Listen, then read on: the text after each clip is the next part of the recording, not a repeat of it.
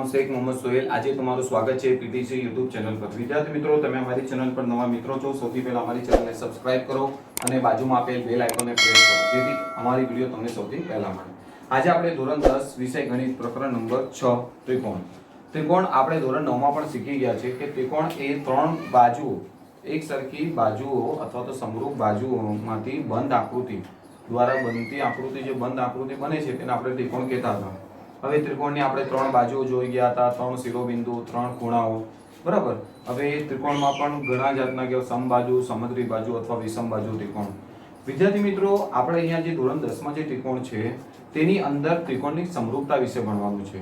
હવે આપણે જોઈએ કે ભાઈ બધા જે ચોરસ જે છે તે કેવા દેખાય, એકરૂપ હશે કે સમરૂપ। એકરૂપ એટલે કે એક માપ જેવું હશે, પણ ચોરસ એવું જરૂરી નથી કે ભાઈ તે એક જ માપ રૂપે હોય, પરંતુ એના જેવા જ દેખાશે, નાના સ્વરૂપમાં હશે, માપ અલગ અલગ જુદા જુદા હશે, તો એને આપણે સમરૂપ કહી શકીએ કે ભાઈ સરખું રૂપ ધરાવે છે।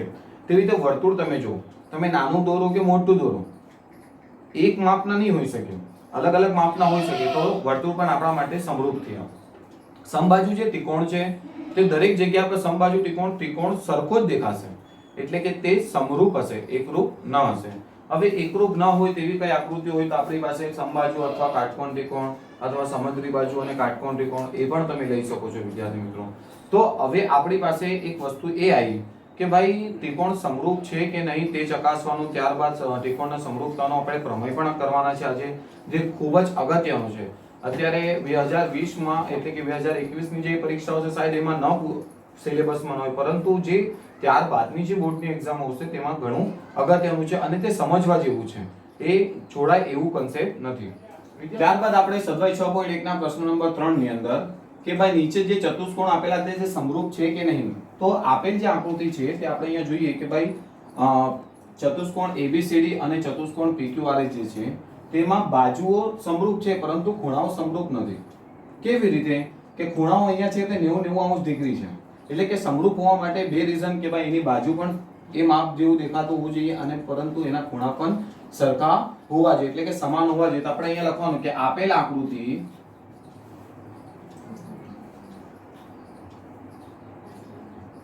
આપેલ આકૃતિઓ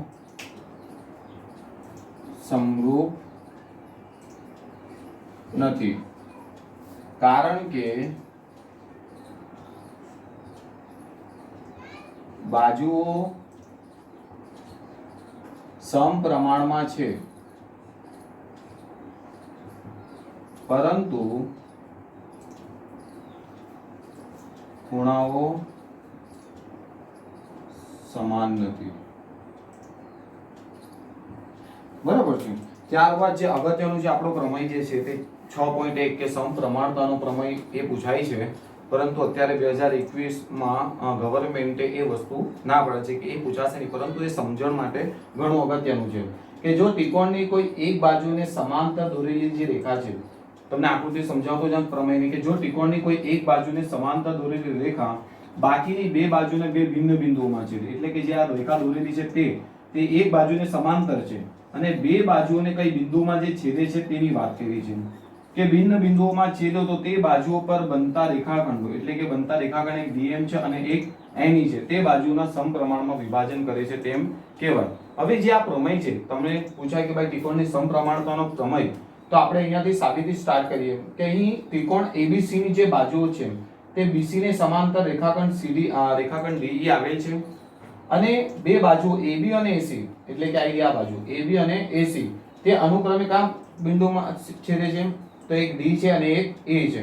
હવે આપણે સાબિત કરવાનું શું છે, એટલે કે સાધ્ય શું છે, તો AD ના છેદમાં DB, એટલે કે AD ના છેદમાં DB અને AE ના છેદમાં AC એ આપણે સાબિત કરવાનું છે, એટલે કે સાધ્ય હશે। આપણે અહીંયા લખવું હોય તો અહીંયા આપણે સાધ્ય લખી શકાય કે જે આ વસ્તુ જે સાબિત કરવાનું છે તે આપણે સાધ્ય સ્વરૂપે પણ લખી શકાય। અને સાબિતી અહીંયાથી આપણે શરૂઆત કરી કે ભાઈ સાબિતી શરૂઆત થાય છે પ્રમેયની, જો તમને પ્રમેય પૂછાય ત્યારની વાત કરી છે, અને પક્ષ જે હશે તે આપણું જે પ્રમેયનું ઉપર લખેલ છે તે આખું આપણું પક્ષ થશે।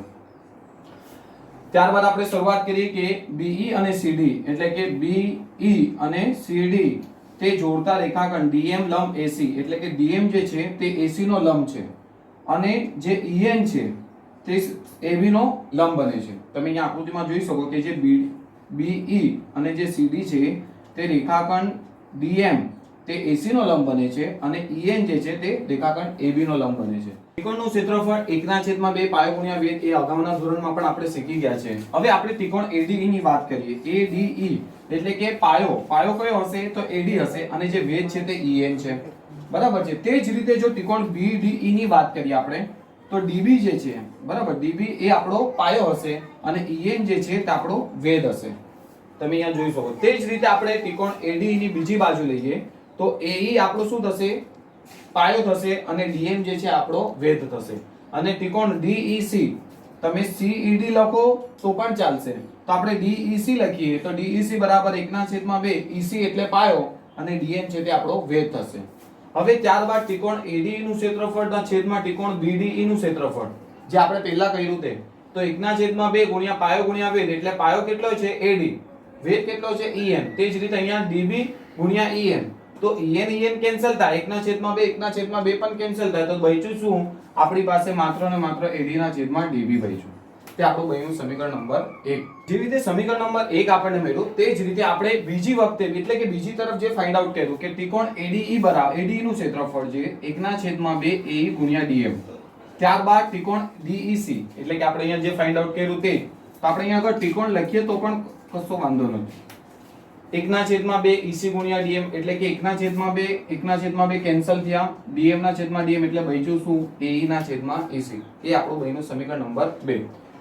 ત્યારબાદ જોઈએ કે ત્રિકોણ BDE અને ત્રિકોણ DEC એટલે કે BDE અને બીજું કયું છે DEC એટલે કે તમે એક વસ્તુ જો તો એક વસ્તુ આ બને છે બરાબર છે. એટલે કે એક જ પાયા DE પર છે, પાયો એક જ છે બરાબર અને સમાંતર રેખાની જોડ BC અને DE વચ્ચે BC અને DE સમાંતર જે જોડ છે તો ત્રિકોણ BDE બરાબર DEC થશે. એટલે કે બંને ત્રિકોણ જે હશે તે કેવા હશે સરખા હશે. એટલે કે સમીકરણ 1 2 અને 3 પરથી AD/DB જે છે AE/EC તે બંને કેવા છે સાબિત થાય છે. એટલે આપણને એમ સાબિતી મળી કે ત્રિકોણમાં જે સમાંતર બાજુ એક આવશે એટલે કે ત્રિકોણની એક સમાંતર બાજુ છે તે બંને બાજુના જે બિંદુમાં છેદે છે તે એકબીજાના કેવા હશે સમાંતર છે. એટલે કે સમપ્રમાણમાં એનું ગુણોત્તરમાં વિભાજન કરે એટલે કે AD/DB બરાબર AE/EC તે આપણો અહીંયા પ્રમેય કમ્પ્લીટ થાય છે. એ જ પ્રમેય પર આપણે દાખલો જો ગણીએ તો સ્વાધ્યાય 6.2 માં પ્રશ્ન નંબર 1 નો જે બીજો દાખલો છે કે અહીંયા આપણને આકૃતિ આપેલ છે કે ત્રિકોણ ABC માં AD નું માપ આપણને શોધવાનું છે. DB છે આપણી પાસે, AE પણ છે અને EC પણ છે.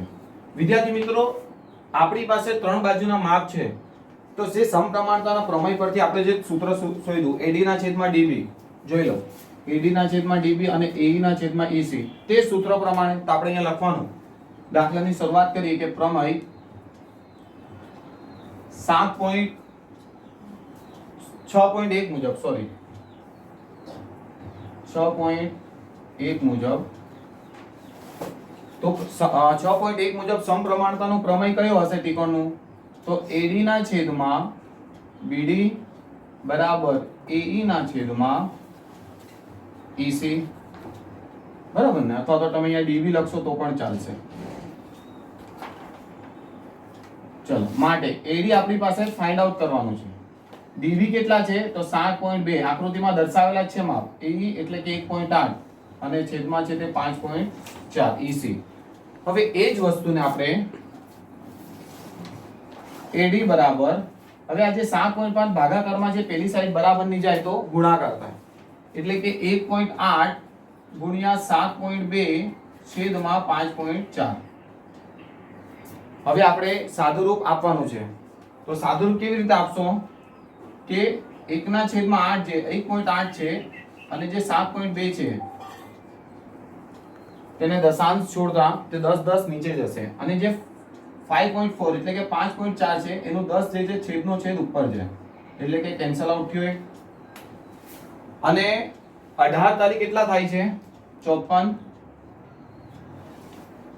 ત્યારબાદ આપણે જોઈએ કે 3 વડે આપણે 72 નો ભાગાકાર કરવાનો છે એટલે કેટલા થશે માટે AD બરાબર 72 ના છેદમાં 10 ગુણ્યા 3 જે બચ્યા તે લઈ કાપેલા. ચલો 3 દૂની 6 અને 3 6 12 એટલે કે 26 તાલી 72 થશે, એટલે કે આપણી પાસે સોરી કંદુ 6 7માંથી 1 ગયા એટલે કે 1 અને 3 ચોક 12 એટલે કે 24 તાલી 72 થશે, એટલે કે 24 ના છેદમાં 10 એટલે કે આપણી પાસે 2.4 જવાબ આવશે. એટલે કે દશાંશ પદ્ધતિ પ્રમાણે તેને જ્યારે 0 દશાંશમાં લખીએ ત્યારે AD બરાબર 2.4 તેનો આન્સર હશે. તે જ પ્રમાણે આપણી પાસે પ્રશ્ન નંબર જે 2 છે કે બિંદુઓ E અને F એ ત્રિકોણ PQR ની બાજુ. હવે આપણને આકૃતિ જ્યારે પરીક્ષામાં ન આપેલ હોય તો સૌથી પહેલા આપણે આકૃતિ દોરવાની રહેશે કે ત્રિકોણ PQR ની બાજુઓ અનુક્રમે PQ અને PR પર આપેલા છે. હવે વિદ્યાર્થી મિત્રો દાખલાની શરૂઆત કરીએ તો આકૃતિ પણ આપણે દોરતા જઈએ.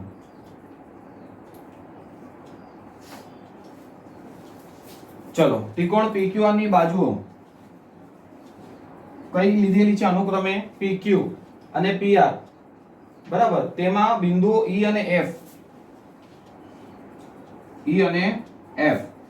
અને EF એ છે QR ના સમરૂપ છે કે નહીં તેમ આપણે ચકાસવાનું છે. તો આપણે પ્રમેય 6.1 મુજબ જે દાખલો કર્યો એ જ પ્રમાણે તો અહીં લખવાનું કે પ્રમેય 6.1 મુજબ એટલે કે PE ના છેદમાં EQ બરાબર PF ના છેદમાં FR. ચાલો, આપણી પાસે PE કેટલા છે 3.9, EQ કેટલા છે 3 છે, PF કેટલા છે 3.6 અને FR કેટલા છે 2.4. સર આ સરખાવવાનું છે કે કશું કરવાનું છે? તો સૌથી પહેલા આપણે PE ના છેદમાં EQ છે તે ગુણોત્તર ફાઇન્ડ આઉટ કરીએ. ચાલો, PE ના છેદમાં EQ બરાબર 3.9 ના છેદમાં 3. ઓકે, હવે 39 માંથી દશાંશ પદ્ધતિ પ્રમાણે આપણે એને અલગ કરીએ તો 3 ગુણ્યા 10 થશે અને 13 તાલી 39 એટલે કે આપણી પાસે ગુણોત્તર કેટલો આવશે 1.3. તેવી જ રીતે આપણે PF ના છેદમાં FR, હવે PF ના છેદમાં FR છે એટલે PF કેટલા થયા 3.6 ના છેદમાં 2.4. પોઈન્ટ છોડીએ આપણે બંનેના તો એ 10 10 કેન્સલ થશે એટલે કે 36 ના છેદમાં 24 એટલે 36 ના છેદમાં 24 એટલે કે 12 તાલી 36 અને 12 દુ 24 એટલે કે આ કેન્સલ થયા એટલે કે બચ્યા 3 ના છેદમાં 2. જોવા જઈએ તો 3 ના છેદમાં 2 ની ભાગાકાર કરીએ આપણે તો 2 * 2 3 માંથી 2 જાય એટલે કે 1 પોઈન્ટ મૂકીને 0 એટલે 2 × 5 = 10 એટલે કે જવાબ આવશે આપણી પાસે 1.5. તો PE ના છેદમાં EQ અને PF ના છેદમાં જે FR જે છે તે બંનેનો જવાબ જુદો જુદો છે. એટલે આપણે અહીંયા લખવાનું શું શરત પ્રમાણે કે PE ના છેદમાં EQ બરાબર PF ના છેદમાં FR is not equal to, એટલે કે is equal to ના હોય એટલે કે આપણી પાસે જવાબ એ થયો કે EF જે છે તે સમાંતર નથી. એટલે ત્યાં પણ આપણે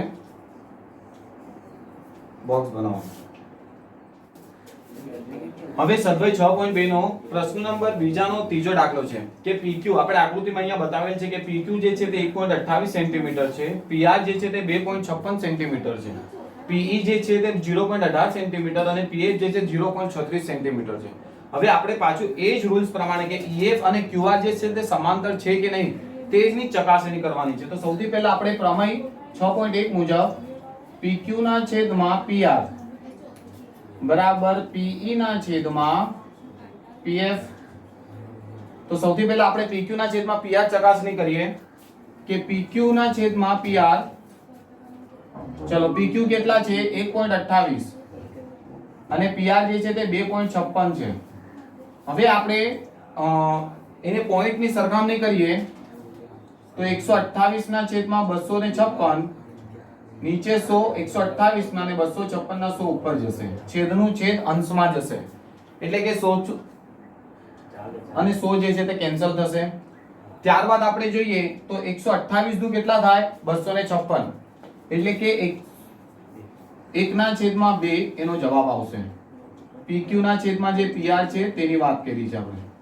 હવે આપણે વિદ્યાર્થી મિત્રો PE ના છેદમાં PF આપણે શોધવાનું છે. તો PE ના છેદમાં PF, ચલો PE કેટલા છે તો 0.18 અને પીએફ કેટલા છે 0.36. એ જ પ્રમાણે આપણે પોઈન્ટની સરખામણી કરીએ તો પોઈન્ટ પછી બે આંકડા છે એટલે કે 100 નીચે જશે અને 36 માં પણ એટલે કે છેદનું છેદ અંશમાં જાય એટલે કે 100 કેન્સલ આઉટ થશે.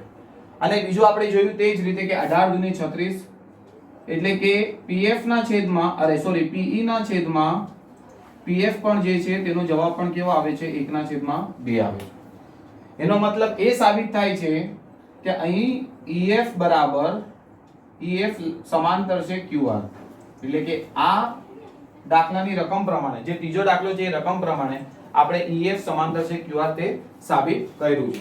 વિદ્યાર્થી મિત્રો, આ સદવયમાં અને ઉદાહરણમાં જે દાખલા આવે છે તે તમારી જાતે ગૃહ કાર્યમાં કરવાના રહેશે અને આ જે પ્રમેય છે તે પણ તમારી જાતે નોટમાં લખવાનો રહેશે.